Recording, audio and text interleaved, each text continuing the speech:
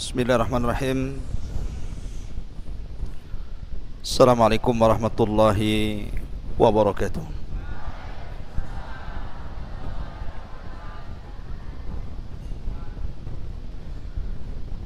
Bihamdillahi wassalatu wassalamu ala rasulillah wa ala alihi wa sahbihi wa mawalah wa la hawla wa la quwata illa billahi wa ba'du.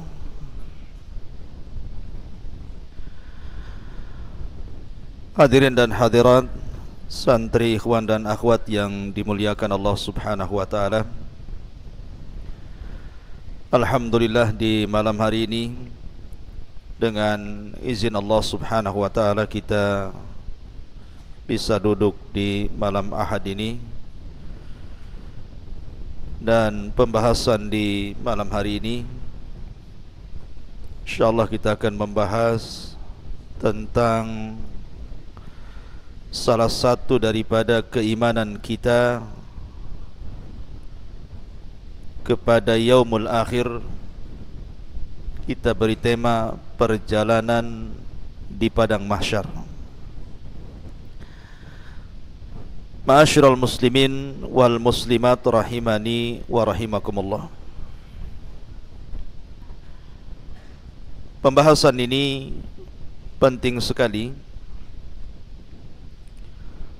karena beriman kepada hari akhir itu membawa pengaruh kepada kepribadian seorang muslim.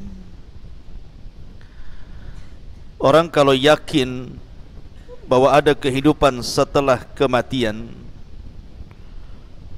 dan ada balasan pada setiap perbuatan, maka insya Allah dia terlahir menjadi orang-orang yang baik. Bagaimana hal ikhwal, kondisi setelah kematian? Kita mulai dengan bercerita tentang hal ihwal hari kiamat dulu. Ma'asyiral muslimin yang dimuliakan Allah Subhanahu wa taala, beriman dengan adanya kiamat itu mencakup 5 rukun yang disebut dengan arkan yaumil qiyamah. Yang pertama, beriman dengan adanya kematian, bahwa setiap manusia itu pasti mati. Yang kaya mati, yang miskin mati, pejabat mati, rakyat pun mati. Kita lihat raja-raja yang dulu congkak-congkak pun mati. Maka kematian itu sebuah kepastian, dan kematian itu kiamat yang pasti terjadi.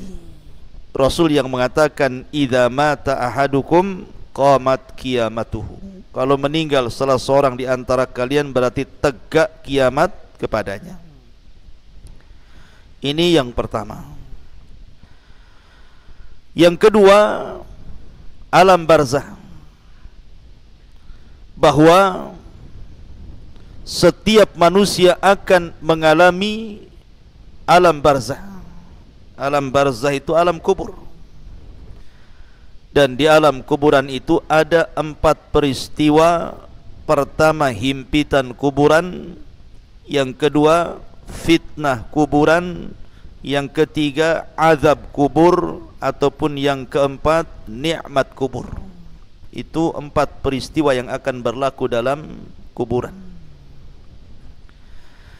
Kemudian yang ketiga, al-hasyru atau al-ba'tsu wal hasyru, kebangkitan, kemudian manusia akan berkumpul di padang mahsyar. Semua manusia sejak zaman Adam sampai yang terakhir mati akan dibangkitkan, kemudian dikumpulkan di padang mahsyar. Kemudian yang keempat, adanya hisab. Semua manusia pasti dihisab. kecuali ada orang-orang yang memang dikecualikan lolos dari hisab. Siapa mereka? Nanti dijelaskan. Dan yang terakhir, yang kelima, adanya jaza, balasan. Imma ilal jannah, menuju sorga, wa imma ilan nar, menuju neraka. Inilah pembahasan kita 5 poin yang kita sebut dengan perjalanan padang mahsyar. Taib. Ma'asyiral muslimin yang dimuliakan Allah Subhanahu wa taala. Di dalam Al-Qur'anul Karim, ketika Allah Subhanahu wa taala bercerita tentang kiamat, kiamat itu sesuatu yang mengerikan. Sehingga Allah Subhanahu wa taala banyak memberikan nama kepada hari kiamat itu. Terkadang Allah Subhanahu wa taala menyebut nama hari kiamat itu dengan Al-Qari'ah. Al-Qari'ah itu artinya suara yang bisa menghancurkan gendang telinga. Terkadang Allah Subhanahu wa taala menyebutnya dengan Al-Yaumul Akhir, karena memang mengakhiri seluruh kehidupan dunia. Terkadang Allah Subhanahu wa taala menyebutnya dengan Yaumul Ba'thi, hari kebangkitan, karena pada sangkakala yang kedua manusia dibangkitkan. Terkadang Allah Subhanahu wa taala menyebutnya Yaumul Khuruj, karena manusia akan keluar dari kubur-kubur mereka. Terkadang Allah Subhanahu wa taala menyebutnya Yaumuddin, hari pembalasan, Maliki Yaumiddin, karena memang setelah kematian ada balasan. Terkadang Allah Subhanahu wa taala menyebutnya As-Sakhah. Sakhah itu artinya teriakan yang sangat keras sekali, yang bisa memecahkan gendang-gendang telinga dan menakutkan jiwa. Terkadang Allah menyebutnya dengan kalimat At-Tammatul Kubra. At-Tammatul Kubra. Terkadang menyebutnya dengan Al-Ghashiyah. Makanya ada surat namanya Al-Ghashiyah. Terkadang disebut Yaumul Hisab, Al-Waqi'ah, kemudian Yaumul Wa'id, Yaumul Jam'i, Al-Haqqah, Yaumut Talaq, Yaumut Tanad, dan banyak lagi istilah-istilah, nama-nama yang semakna, yang menunjukkan bahwa nama-nama itu menunjukkan adanya kiamat. Dan orang Arab ketika memberi satu peristiwa dengan banyak nama menunjukkan peristiwa itu maha dahsyat. Taib. Kapan terjadi kiamat? Terjadinya kiamat itu kalau seluruh tanda-tanda kiamat Allah munculkan. Di sana ada tanda-tanda kiamat kecil, ada tanda-tanda kiamat besar. Kalau tanda-tanda kiamat kecil itu kadang muncul, kadang tenggelam.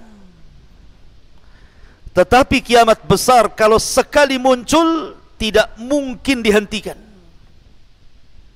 Akan terus seperti itu, ganti ini, ganti itu, hilang itu, ganti yang lain.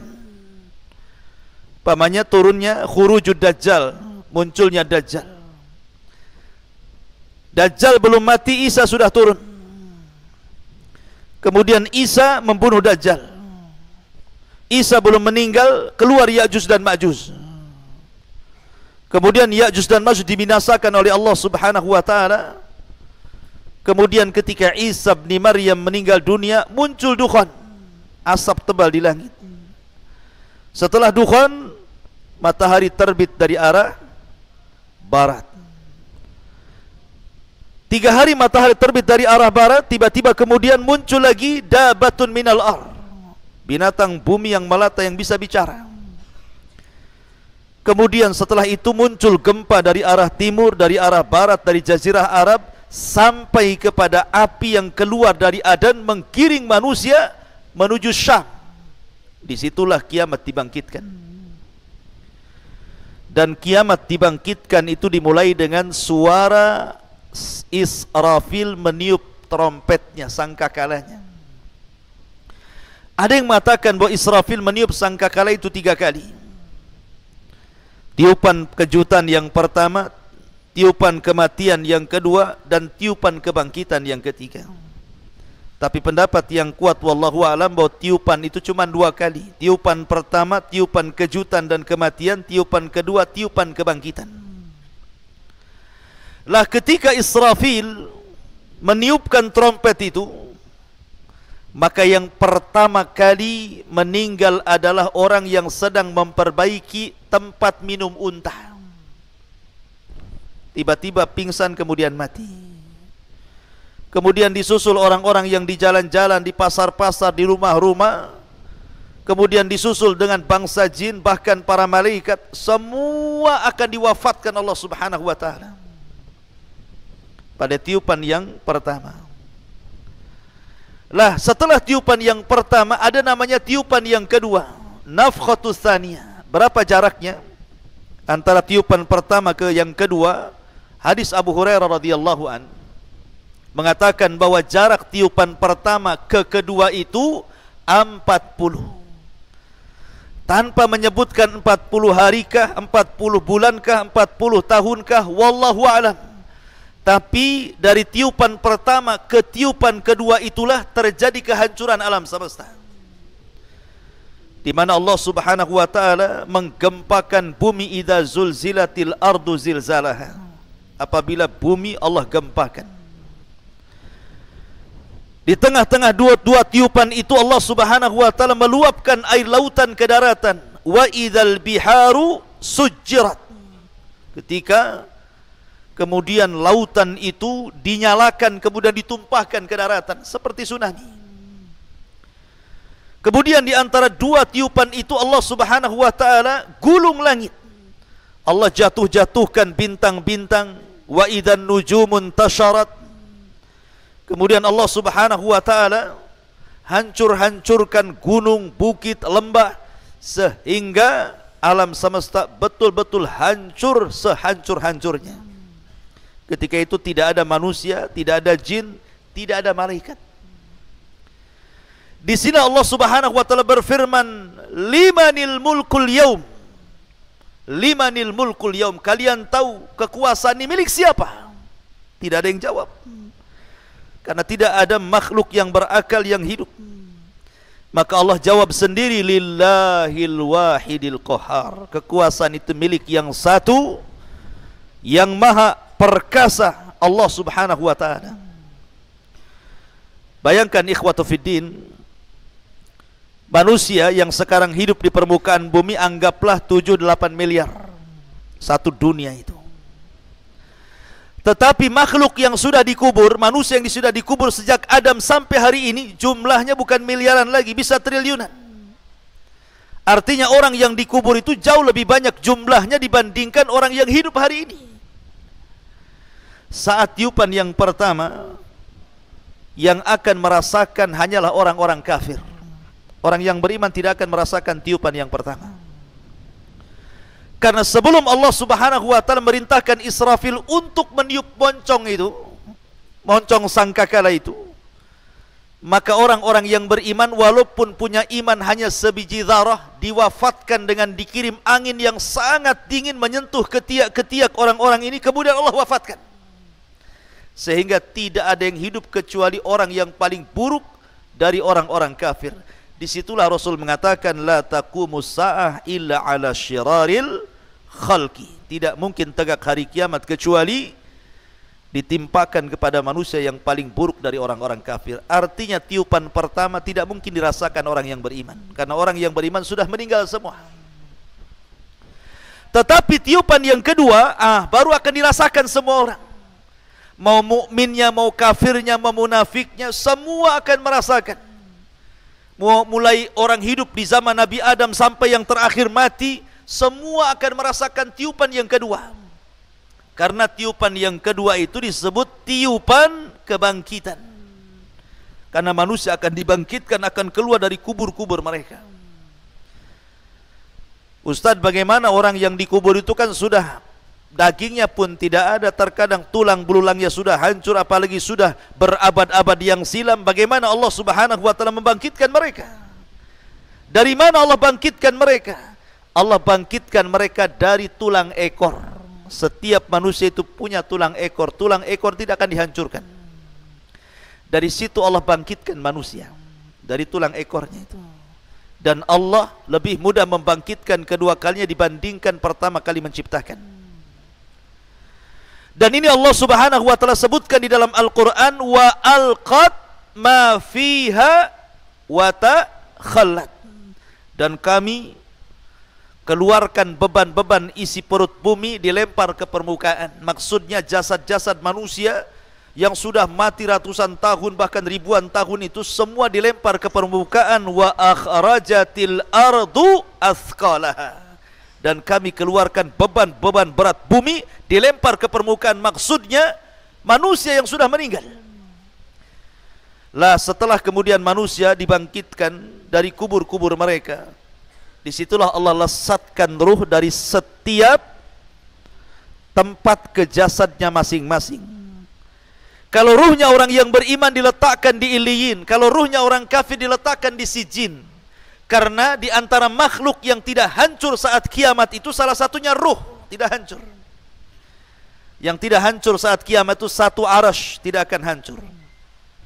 Kemudian lauhil mahfud tidak akan hancur. Kemudian kursi tidak akan hancur. Kemudian ruh tidak akan hancur. Kemudian tulang ekor manusia tidak akan hancur. Ini perkara-perkara yang tidak akan hancur saat kiamat. Lah di mana ruh saat terjadi kiamat? Ruh saat terjadi kiamat kalau dia ruhnya orang yang beriman diletakkan di tempat yang paling tinggi di sorga yang disebut dengan Illiyun. Adapun ruhnya orang kafir saat kiamat diletakkan di Sijin, di dasar bumi yang paling dalam, tempat yang paling buruk. Disitulah ruhnya orang-orang kafir. Jadi ketika manusia itu dikeluarkan dari kuburan-kuburan mereka setelah trompet yang kedua, maka Allah firmankan, wa idzan nufusu zuwizat. Apabila nufus, jiwa-jiwa itu disatukan kembali dengan jasadnya, maka ruh melesat kemana-mana dan tidak tertukar. Nggak mungkin ruhnya si anu tertukar dengan ruhnya si anu, tidak. Ma'asyiral muslimin yang dimuliakan Allah Azza wa Jalla, ketika itulah ikhwan, manusia dibangkitkan oleh Allah Azza wa Jalla. Manusia dibangkitkan itu ikhwan, itu terbagi menjadi dua kelompok. Dan itu disebutkan dalam surah Yasin. Kelompok yang pertama, kelompok orang-orang kafir, munafik, maka mereka akan mengatakan, ya wailana man ba'athana mim marqadina. Duhai celaka kami, siapa yang membangunkan kami dari tidur-tidur kami ini. Kelompok yang kedua yang merasa senang ketika dibangkitkan, mereka mengatakan, hadza ma wa'adar rahman wa sadaqal mursalun. Inilah janji Allah Subhanahu wa taala kepada kita dan benarlah ucapan para rasul itu. Maka di sini manusia akan menjadi dua kelompok.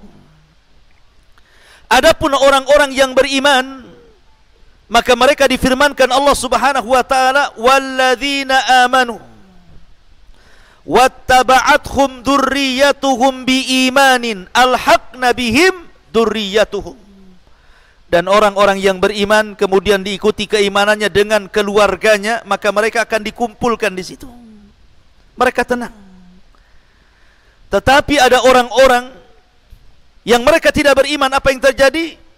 Yauma yafirrul mar'u min akhi wa ummihi wa abi wa sahibatihi wa bani likulli imri'in yauma idzin sya'nun yughni. Ada orang yang lari dari saudaranya, dari kawannya, lari anak dari orang tuanya, lari seseorang dari pasangan dan juga anak-anaknya, lari ke sana kemari, tidak ada tujuan. Karena ketika itu fala ansaba bainahum, tidak ada lagi nasab di antara mereka.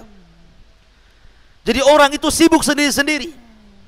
Mereka lari ke barat, ke timur, ke utara, ke selatan, bingung mereka mau kemana. Karena ketika itu Allah Subhanahu wa taala menjadikan bumi yang antum pijak hari ini yang isinya banyak gedungnya, banyak rumahnya, banyak hutannya, banyak bukitnya, banyak lembahnya, banyak gunungnya, Allah subhanahu wa ta'ala nanti akan robah bumi yang kita pijak dengan bumi yang baru. Yauma tubaddalul ardu ghairal ardi.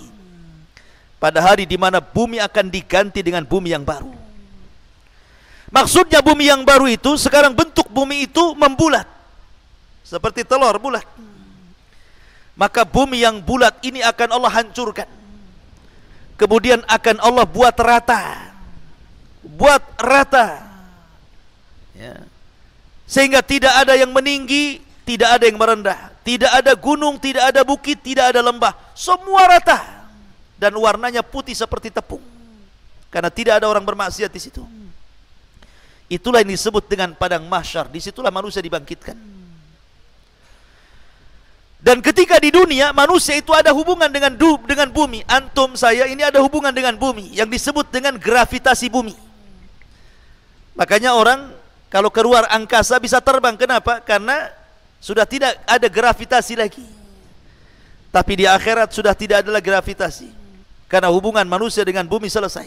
Bumi sudah dihancurkan dan diganti dengan bumi yang baru.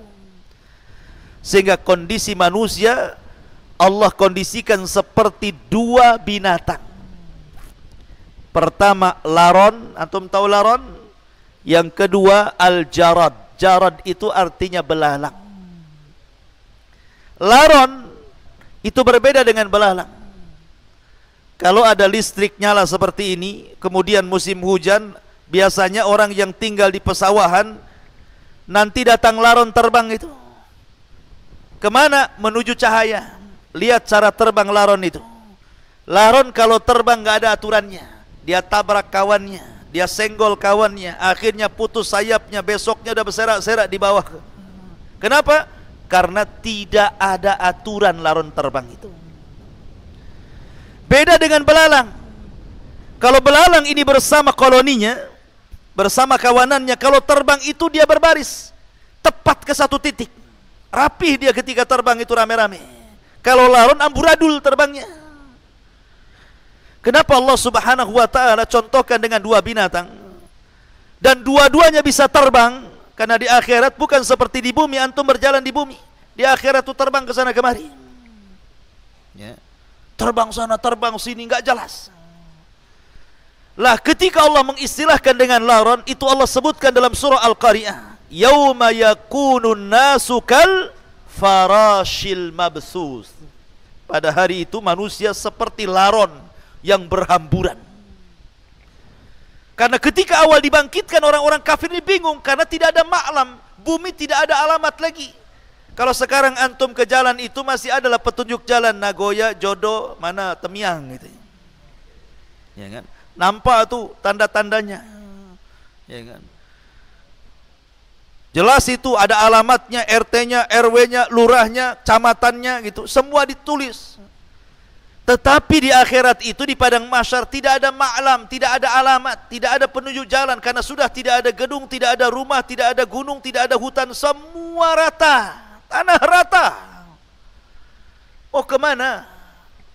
Sudah tidak tahu lagi di mana kapling dia tuh. Jabal Uhud pun tak tahu di mana lagi. Ya, karena sudah rata semuanya. Ya. Tidak ada ma'lam, tidak ada alamat. Makanya mereka bingung mau harus pergi kemana. Akhirnya mereka yang dari timur ke selatan, yang dari selatan ke utara, yang dari utara ke barat, pokoknya seperti orang linglung. Lah itulah yang kemudian Allah sebut kal ihnil manfush, seperti laron yang berterbangan berhamburan, tidak jelas harus kemana, bingung. Dan mereka dibangkitkan khufatan uratan ghurlan buhman. Pertama tidak beralas kaki, kembali tidak dikhitan, telanjang bulat dan tidak ada bawa harta di badan. Betul-betul miskin semuanya. Nahnu fuqara ilallah. Kita ini miskin di hadapan Allah Azza wa Jalla. Baru setelah kemudian manusia kesana kemari nggak jelas gitu ya. Baru ada panggilan disebutkan dalam surah Toha. Ketika ada panggilan, barulah kemudian manusia dari mana-mana akan tertuju kepada satu panggilan itu. Disitulah Allah subhanahu wa ta'ala kemudian ibaratkan dengan kal jaradil muntashir. maka mereka seperti belalang, karena belalang aturannya jelas terbangnya menuju satu titik, ya.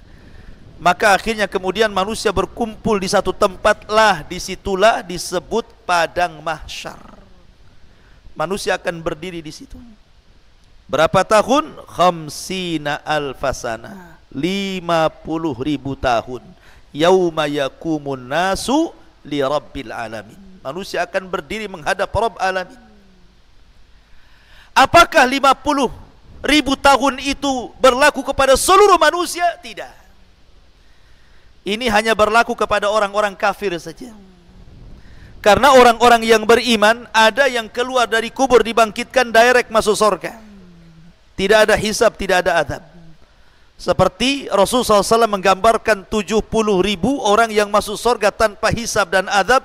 Mereka orang yang tidak minta ruqyah, tidak minta dikai besi panas yang disulut gitu ya. Kemudian mereka tidak tatoyur dan mereka senantiasa bertawakal kepada Allah Azza wa Jalla. Ini langsung direct masuk surga, tidak ada hisab, tidak ada adab. Ataupun para syuhada, yadkhulunal jannah bighairi hisab, masuk ke dalam surga tanpa hisab. Ada orang-orang itu yang direct masuk surga, nggak ada hisab, nggak ada adab, sehingga mereka tidak harus kemudian tinggal di padang mahsyar bertahun-tahun lamanya. Tapi ada juga yang dihisab dengan hisab yang sulit, ya agak lama. Ada juga hisab yang mudah, ya agak cepat. Pokoknya tergantung amalannya di bumi. Karena kehidupan akhirat itu yang menentukan kebahagiaan ketika sekarang ini kita hidup di bumi. Faman ya'mal mithqala dzarratin khairan yara wa man ya'mal mithqala dzarratin syarran yara. Ma'asyiral muslimin wal muslimat rahimani wa rahimakumullah. Lah ketika manusia berkumpul di padang mahsyar, apa yang terjadi? Allah Subhanahu wa taala akan datang menemui mereka. Wa jaa'a rabbuka wal malaku saffan saffa. Maka Rabbmu akan datang sementara malaikat berbaris-baris bersaf-saf itu. Lah ketika itu Allah Subhanahu wa taala memanggil makhluk yang disebut dengan Jahannam. Waji'a bi Jahannam yauma idzin yatadzakkarul insan anna lahu dzikra. Didatangkan neraka Jahannam.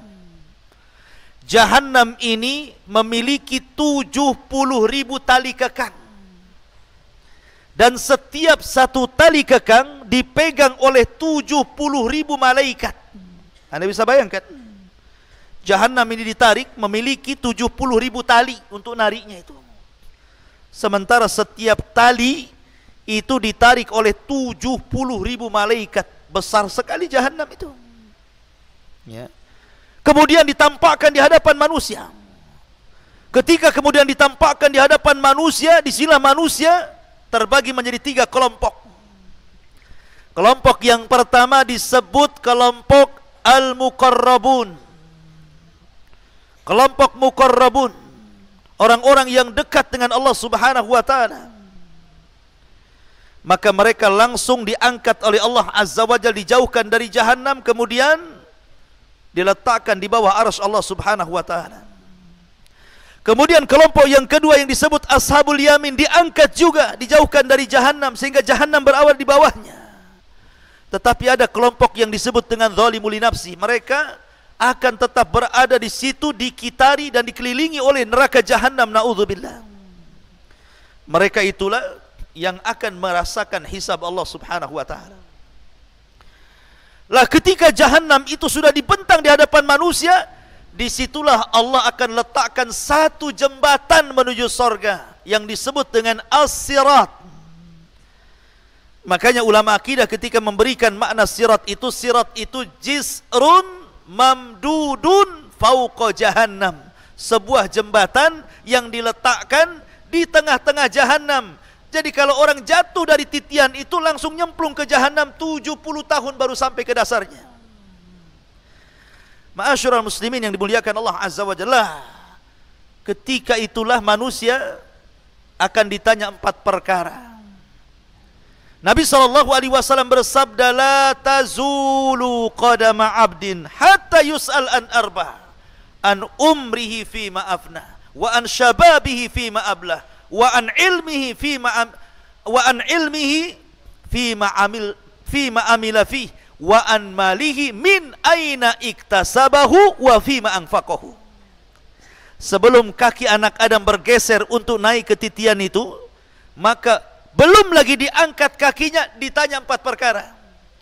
Pertama, umur, kemana kau habiskan? Kedua, masa muda, kemana kau lampiaskan? Ketiga, ilmu, sudahkah kau amalkan? Keempat, harta, dari mana kau dapat, kemana kau belanjakan? Semua akan ditanya. Ma'asyiral muslimin yang dimuliakan Allah Azza wa Jalla, di sinilah ada proses hisab yang cukup melelahkan, cukup panjang. Di antaranya manusia akan diterbangkan catatan-catatan amalnya. Ada catatan umum, setiap para nabi punya catatan dengan kaumnya. Dan ada catatan masing-masing, semana kita ini punya catatan, sampai ada namanya hadis bitaqah. Orang membawa di hadapan Allah 99 catatan, kata Allah, bentangkan catatanmu. Dibentangkan baru 1, rupanya kesalahannya catatannya sejauh mata memandang.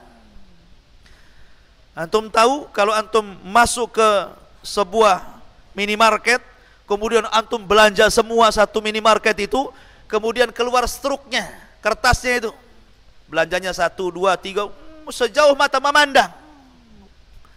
Nah, itulah amal buruknya. Ini detik ini, jam ini, hari ini saya berbuat ini. Ini detik ini, jam ini, tahun ini. Semua sampai sejauh mata memandang, semua kesalahannya. Sehingga Allah mengatakan, periksa. Adakah malaikat saya salah tulis? Dia mengatakan tidak ya Rabb, semua ini betul. Kenapa? Karena nanti di akhirat itu salah satu keunggulannya, manusia akan dikembalikan hafalannya. Kalau di bumi ini, kadang-kadang apa yang antum perbuat 1 bulan, 1 tahun yang lalu sudah lupa kalau antum pernah gampar orang itu. Kalau antum pernah ngutang orang, ngambil barang orang, udah lupa. Tapi di akhirat nanti semua diingatkan. Nggak akan ada yang tersisa dari sebuah maksiat kecuali ditampakkan. Ya. Begitulah hisab. Adapun orang-orang ketika ini catatan itu diterbangkan, kemudian Allah menyuruh untuk mengambilnya, ada orang-orang yang mengambil dengan tangan kanan, sehingga dengan bangganya dia mengatakan, ha umuqra'u kitabiyah. Oh, lihat catatanku, baca, karena dia senang isinya pasti kebaikan. Ha umuqra'u kitabiyah. Tapi ada orang yang mengambil dengan tangan kirinya, maunya dilempar saja karena tahu dia isinya catatannya semua keburukan. Ada yang mengambil dengan tangan kiri, sebelah punggung susah diambil. Karena orang itu terbagi 3. Pertama, mukmin mengambil dengan tangan kanan, kafir dengan tangan kiri, munafik dengan tangan kiri di sebelah punggungnya. Begitulah manusia. Kemudian di sana juga nanti ada proses mizan, timbangan. Semua akan ditimbang. Dan timbangan itu menentukan kebaikan orang dan menentukan keburukan orang. Fa amma man thaqulat mawazinuhu fa huwa fi isyatir radiyah. Wa amma man khaffat mawazinu fa ummuhu hawiyah wa ma adraka ma hiyah narun hamiyah. Jadi semua akan ditimbang itu. Baik badannya, baik catatannya, baik amalannya, semua akan ditimbang. Dan yang menentukan berat dan tidaknya timbangan itu bukan berat badan. Kalau berat badan yang gemuk, antum yang untung, yang kurus yang rugi. Oh, alhamdulillah saya gemuk, insya Allah timbangan saya berat. Ya, di dunia, di akhirat belum tentu. Karena Abdullah bin Mas'ud, seorang sahabat Rasul, orangnya kurus kering, naik pohon kurma, datang angin, kemudian jubahnya tersingkap, nampak betis yang kecil, di mana daging dengan tulangnya nyatu karena saking kecilnya. Akhirnya para sahabat mentertawakan kedua betis Abdullah bin Mas'ud, sangat kecil. Kata Rasulullah, tadhaku, jangan ketawakan kedua betis Abdullah bin Mas'ud itu. Karena kedua betis itu kalau ditimbang di satu neraca gunung Uhud, di neraca satunya, maka 2 betis Abdullah bin Mas'ud jauh lebih berat dibandingkan gunung Uhud. Artinya bahwa yang menjadikan berat bukan badan, tetapi amalan dan catatan. Lalu apa yang bisa memberatkan timbangan, ikhwan? Banyak. Ya, salah satunya apa? Salah satunya zikrullah. Orang yang senantiasa berzikir itu, ikhwan, itu bisa memberatkan timbangan. Rasul mengatakan apa? Kalimatani khafifatani thaqilatani fil mizani habibatani ala rahmani subhanallah wa bihamdihi subhanallahil azim. 2 kalimat kata Rasul, ringan di lisan, berat dalam timbangan, dicintai Ar-Rahman. Subhanallah wa bihamdihi subhanallahil azim. Sampai ada satu cerita, ada seorang kakek di Saudi sana. Kakek sudah tua renta. Namanya kakek kan tua. Kalau muda tidak disebut kakek lah. Jadi seorang kakek ini habis sholat. Kakek orang awam, tapi rajin sholat. Ketika habis sholat, dia datang kepada seorang imam yang mengimami sholat dan mengatakan, "Ya imam, ajarkan kepadaku satu hadis Nabi yang bisa ku amalkan dan ku dakwahkan." Imamnya terperanjat, kok tumben-tumben ada jamaah sholat tanya soal agama. Akhirnya imam pun menjawab dengan hafalannya. Dia teringat dengan hadis tadi. Oh iya, aku teringat Nabi SAW bersabda, kalimatani, dua kalimat, khafifatani, keduanya ringan, thaqilatani fil mizani, tapi berat dalam timbangan, habibatani ala rahman, dicintai ar-Rahman Allah. Subhanallah wa bihamdihi subhanallahil azim. Wah, senang kakek ini dapat hadis ini. Pulang dia dari masjid, ketemu orang di jalan. Hei sini, saya akan bacakan sabda Nabi, kalimatani khafifatani ala lisani, thaqilatani fil mizani, habibatani ala rahman, subhanallah wa bihamdi subhanallahil azim. Ah, sudah. Ketemu orang lagi, dibacakan lagi. Ketemu orang lagi, dibacakan lagi. Sampai di rumah dikumpulkan keluarganya, dengarkan keluargaku, Rasul bersabda, disebutkan hadis tadi. Pokoknya masuk pasar disebutkan hadis ini. Setiap ketemu orang disebutkan. Tidak ada satu orang yang ditemui kecuali dibacakan hadis ini. Sampai akhirnya kemudian dia pun sakit, kemudian koma 5 hari. Ketika koma ini, ketika di hari kelima dia siuman, yang pertama kali dipanggil bukan keluarganya. Aina doktur? Di mana dokter? Kenapa? Karena hanya dia yang belum dibacakan hadis ini. Ketika siuman, aina doktur? Di mana dokter? Katanya. Keluarganya senang, panggil dokter. Dokter, kakek saya siuman. Dokternya datang, dipegang tangannya. Ya dokter, Nabi bersabda, kalimatani khafifatani ala lisani, thaqilatani fil mizani, habibatani ala rahmani, subhanallah wa bihamdihi subhanallahil azim. Ketika dia mengucapkan subhanallah wa bihamdihi subhanallahil azim sambil memegang tangan dokter, hilang nyawanya, meninggal dunia. Di atas kalimat subhanallah wa bihamdihi subhanallahil azim. Berat timbangan. Ya. Maka zikir kepada Allah pemberat timbangan. Yang kedua, husnul khuluq. Ma min syai'in athqal fil mizan min husnil khuluq.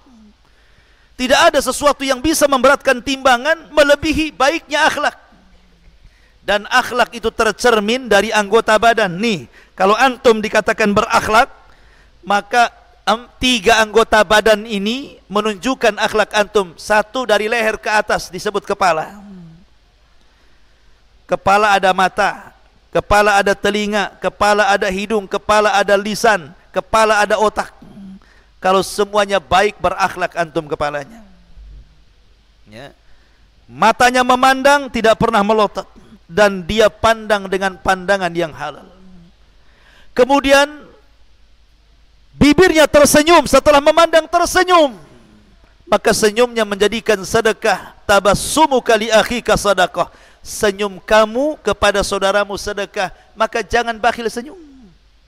Sulaiman saja melihat ada rombongan semut, kemudian ketuanya rombongan semut mengatakan kepada semut, ya ayyuhan namla udkhulu masakinakum la yakhtimannakum Sulaiman wa junuduhu wa hum la yash'urun. Kata ketua semut, hei semut-semut anak buahku, cepat masuk rumah-rumah kalian, Sulaiman tentaranya sudah akan datang. Kalau mereka menginjak, kalian akan mati. Dan mereka tidak sadar sedang menginjak kalian. Ucapan kepala semut didengar Sulaiman, fatabassama dhahika min qauliha. Maka Sulaiman pun tersenyum, kemudian tertawa karena ucapan semut. Dia pandang semut, dia senyum ke semut. Ya. Tapi jangan antum senyum ke semut. Ada semut senyum ngapain? Ini mencontohkan Nabi Sulaiman katanya. Maksudnya begini, jangan mudah atau jangan susah untuk melempar senyum. Karena biasanya kalau orang jarang senyum, sekali senyum dipertanyakan, ngapain kok senyum orang itu?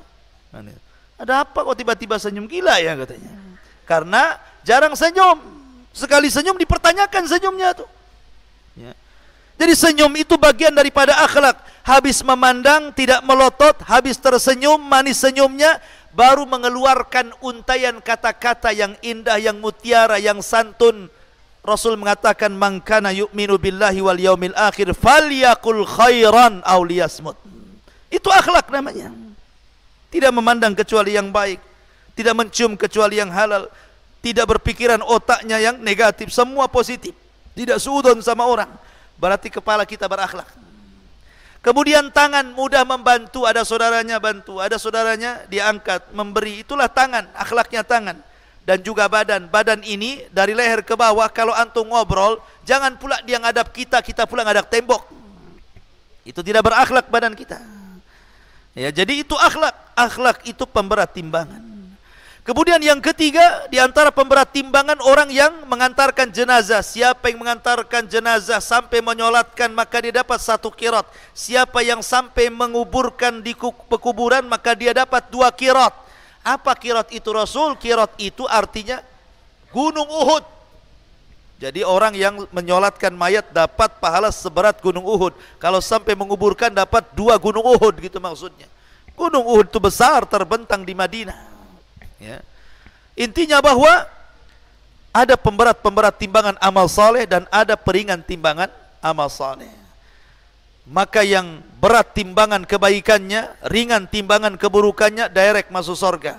Maka orang yang berat timbangan keburukannya, ringan timbangan kebaikannya, direct masuk neraka.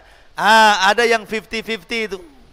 50% kebaikannya, 50% keburukannya. Maka ini disebut Ashabul A'raf. Makanya ada namanya Suratul A'raf. Orang yang 50-50 itu. Mereka orang yang terakhir dihisab, tetapi ujung-ujungnya masuk surga karena syafaat. Ma'asyiral muslimin, para santri, ikhwan dan akhwat yang dimuliakan Allah Subhanahu wa taala. Kembali ke padang mahsyar. Ini proses hisab namanya. Jadi manusia itu, ikhwan, coba perhatikan, jangan ribut. Perhatikan dulu. Jangan ngadap sana, sini ngadap sini. Itu siapa itu? Ngadap sini. Antum ustadznya di mana? Ya.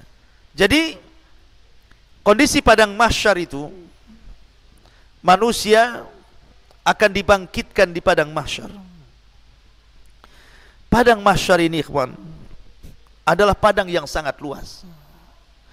Ketika manusia berdiri di padang mahsyar, apa yang terjadi? Matahari dan bulan itu yang disatukan oleh Allah akan diletakkan di atas kepala. Makanya saat kiamat yang tidak jatuh itu cuma matahari dan bulan. Semua bintang dan planet berjatuhan dan bertubrukan, dihancurkan, kecuali matahari dan bulan. Karena Allah mengatakan wajumi asyamsu wal qamar. Maka Allah akan kumpulkan matahari dan bulan jadi satu. Tidak dihancurkan. Karena akan dibawa kepada padang mahsyar dan akan diletakkan 1 mil di atas kepala. Disitulah keringat bercucuran. Saking banyaknya keringat, ada yang tenggelam 1 betis, ada yang tenggelam 1 pusar, ada yang tenggelam 1 dada, ada yang hampir tenggelam dengan kepala-kepalanya. Saking panasnya keringat terus bercucuran. Dan kondisi mereka tidak bisa duduk, tidak bisa baring. Mereka hanya bisa berdiri saja, tidak ada makanan, tidak ada minuman. Ketika itulah mereka bingung harus apa yang mereka lakukan. Sehingga mereka kemudian bertanya kepada orang-orang berakal di antara mereka, setiap kaumnya, setiap zamannya, setiap masanya, berkumpullah orang-orang yang berakal itu. Kemudian mereka mengatakan, kenapa kita tidak datang kepada Nuh alaihi salatu wassalam? Cobalah kita minta syafaat. Rupanya mereka datang ke Nuh dan mengatakan, Nuh awalnya kepada Nabi Adam dulu. Cobalah kita datang kepada Nabi Adam. Dia kan bapak kita, boleh jadi dia bisa menolong kita.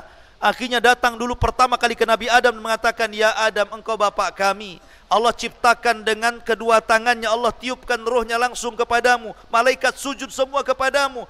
Tolonglah, lihat kami. Kami ini sudah kepanasan, lelah, letih. Minta kepada Allah agar engkau perantara syafaat bagi kami. Tapi Adam mengatakan, tidak bisa. aku pernah berbuat salah. Gara-gara makan buah larangan aku diusir dari sorga. Kau pergi kalian ke Nuh sana. Boleh jadi Nuh bisa menolong kalian. Nafsi, nafsi, kata Adam. Urus diri kalian, urus diri kalian. Datanglah ke Nuh. Nuh, kamu ini Rasul yang pertama. Nuh, kamu ini Rasul yang pertama. Tolonglah, lihat kondisi kami. Ya. Ala tara ila ma nahnu fihi. Ud'u ila rabbik. Tidakkah kau iba melihat kondisi kami? Berdoalah kepada Rabbmu ya Nuh, agar memberikan syafaatnya kepada kami. Tapi Nuh mengatakan, tidak, aku tidak bisa, karena aku pernah berdoa kehancuran kepada kaumku. Rabbi la tadhar alal ardi minal kafirina dayara. Nuh pernah mengatakan, ya Rabb, jangan kau sisakan satu jiwa orang kafir kecuali kau binasakan. Sebaiknya kau datang ke Ibrahim sana. Datang manusia ke Ibrahim alaihi salatu wassalam, abul anbiya. Ya Ibrahim, lihat kondisi kami. Berdoalah kepada Allah agar Allah memberikan syafaat kepada kami. Kata Ibrahim, aku tidak bisa, karena aku pernah berdusta 3 kali dusta. Pertama saat hijrah dengan Sarah ke Mesir. Dia katakan kepada Sarah, hei Sarah, jangan katakan kepada para prajurit raja, kalau kau istriku, katakan kau saudariku. Ini bohong yang pertama. Bohong yang kedua, ketika menghancurkan patung-patungnya, kemudian diletakkan di palunya di patung yang besar, ditanya Namrud, engkau yang melakukan ini wahai Ibrahim? Kata Ibrahim, enggak, yang melakukan itu yang paling besar. Bohong yang kedua.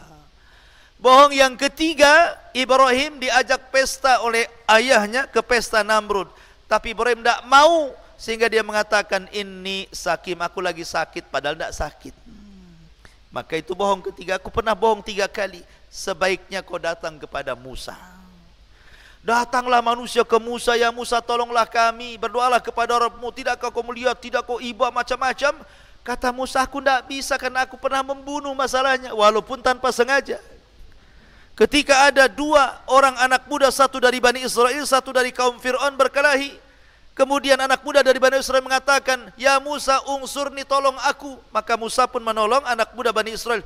Diserang sama kaum Kipti, ditangkis sama Musa. Tangkisannya membuat orang itu mati. Baru nangkis sudah mati. Bagaimana kalau nyerang tuh? Ya. Artinya Musa membunuh tidak sengaja. Aku tidak bisa pernah membunuh orang. Lebih baik datang kepada Isa. Datang semua kepada Isa. Isa tidak menyebutkan alasannya, tapi Isa mengatakan, sudah datanglah kepada Muhammad sallallahu alaihi wasallam. Datang mereka kepada Rasul sallallahu alaihi wasallam. Kata Rasul, ana laha, kan ku coba. Maka Rasul akhirnya mencoba menghadap Allah, sujud di bawah arsy, lama sujudnya. Akhirnya Allah mengatakan, ya Muhammad, irfa' ra'sak, angkat kepalamu, qul tuzma, sal tu'ta, ishfa' tusyaffa, katakan kau didengar, minta kau diberi, mintalah syafaat, ku beri kau syafaat. Dari situlah Rasul satu-satunya Nabi yang memberikan syafaatul udma di padang mahsyar. Ya. Ma'asyiral muslimin yang dimuliakan Allah Azza wa Jalla. Maka ketika itu manusia akan dikelompokkan dengan sesembahannya masing-masing. Yang nyembah akar akan dikelompokkan dengan para penyembah akar. Yang nyembah ular kubra akan dikumpulkan dengan para penyembah ular kubra. Yang nyembah gajah juga sama, yang nyembah berhala sama, yang nyembah lembah juga sama, dikumpulkan bersama sesembahannya. Dan ketika itu sesembahan yang merasa bisa menolong di dunia, Allah katakan, ini sesembahan kalian, amintalah tolong kalian kepada sesembahan kalian.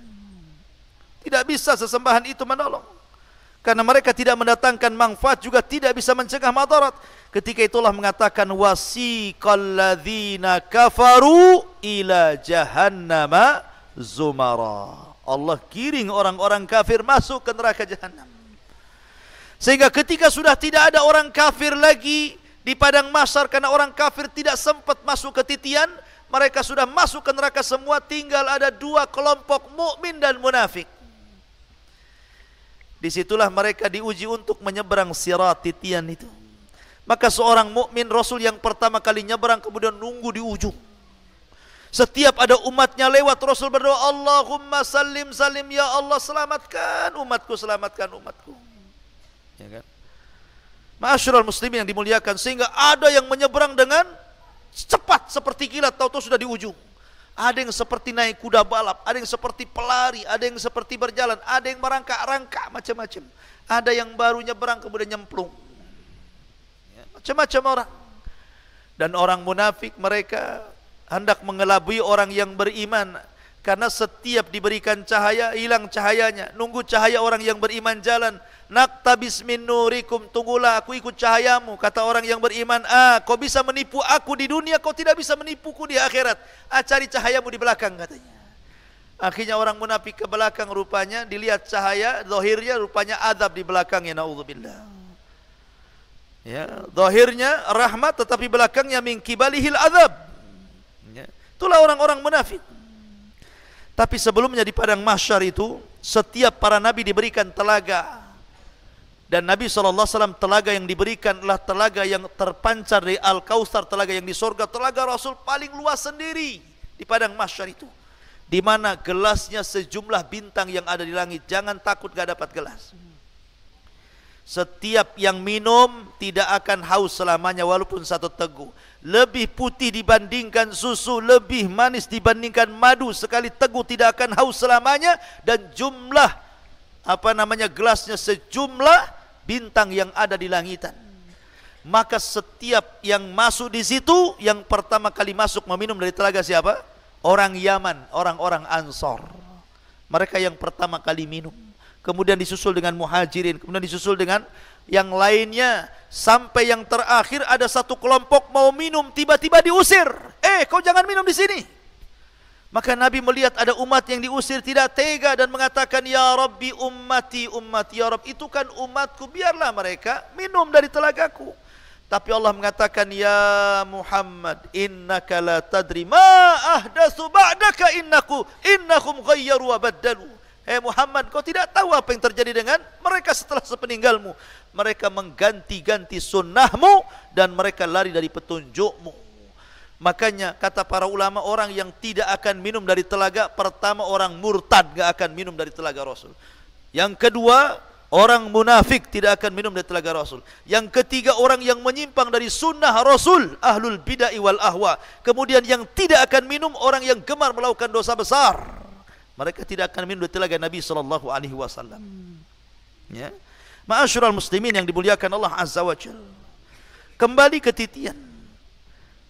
Maka Anas bin Malik radhiyallahu an suatu ketika pernah bertanya kepada Rasul.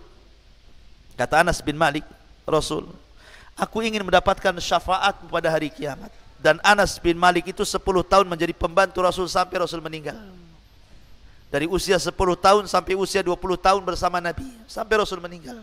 Sehingga Rasul sayang dengan Anas bin Malik karena pembantunya. Kata Anas, ya Rasul, aku minta syafaat pada hari kiamat. Kata Rasul, af'al, siap, saya lakukan wahai Anas. Kata Anas bin Malik radhiyallahu anhu, ya Rasulullah, kalau seandainya saya sudah berada di padang mahsyar dan ingin mencari syafaat darimu, aina ajiduka yaumal qiyamah, di mana aku dapati engkau pada hari kiamat? Maka kata Nabi SAW, ya Anas, tajiduni indal haud, datangi aku di telaga. Kata Anas bin Malik radhiyallahu, fa illam ajidka indal haud aina ajiduka ya Rasulullah. Kalau aku tidak mendapati kamu di telaga, di mana lagi akan ku cari engkau wahai Rasul? Kata Nabi SAW, tajiduni indal mawazin, cari aku di tempat penimbangan amal.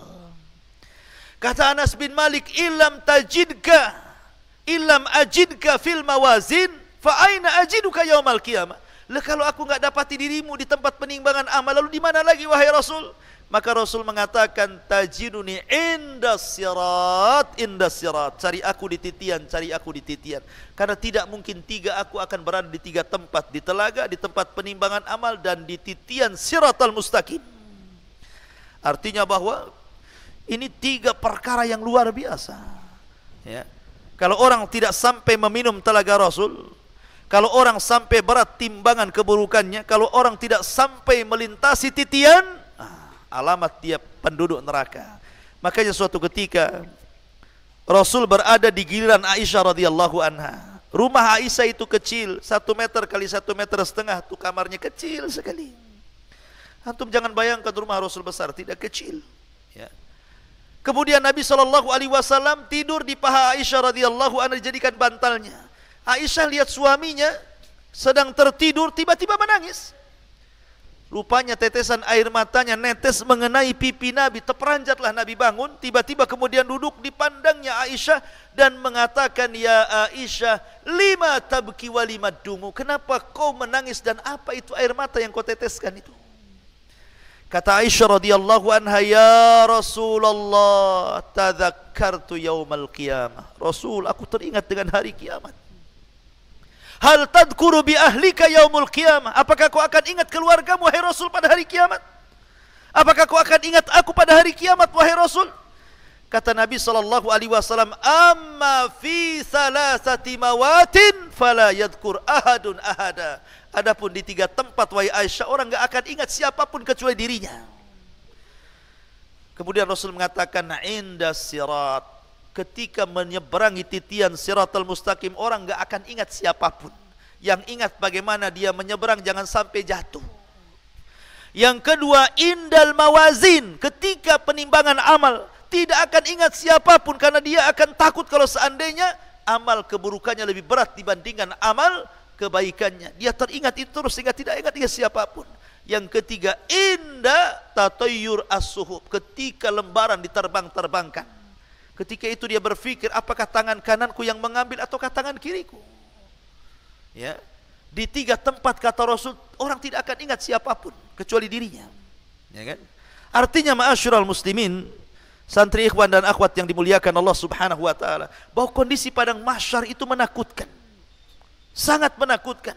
Maka antum jangan kemudian berleha-leha di dunia ini. Antum kira setelah kematian itu beristirahat, tidak.